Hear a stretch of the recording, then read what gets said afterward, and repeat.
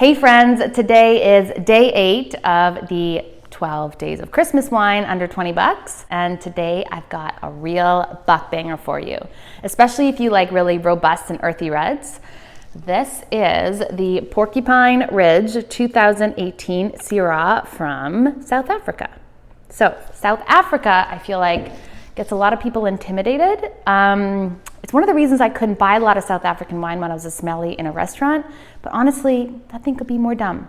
Now, if this is you, don't get offended. It's just really time to start drinking South African wine.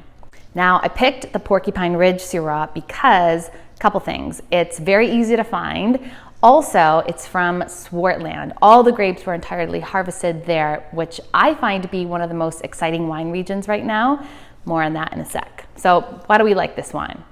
Well, in the glass, the Porcupine Ridge has a lot going on. You've got baked and dried blackberries, some smoked meat flavors, cumin, licorice, so much beautiful complexity. This would be great with something like an herby roast beef or maybe even just grilled steak if that's gonna be on your Christmas table. Either way, pick this wine up. And now for all you cork dorks out there, this is the cork dork section. So what's all this fuss about Swartland? Well, personally, I appreciate how unfussed Swartland is. So if you were gonna visit Swartland, you're not gonna be finding these Instagram-worthy vineyards and these modern tasting rooms. No, it's more unruly bush vines, just growing in this really ancient soil. People are just sweating it out in this terrible desert climate. But if you remember one thing about what makes a wine region great, let it be this. It's always coming from the most harsh and uncomfortable climates from very, very old vines. And this is what you have in Swartland for pretty good value. People started flocking to Swartland in the 2000s when word was getting out that there's a lot of potential there. Mostly European winemakers and connoisseurs.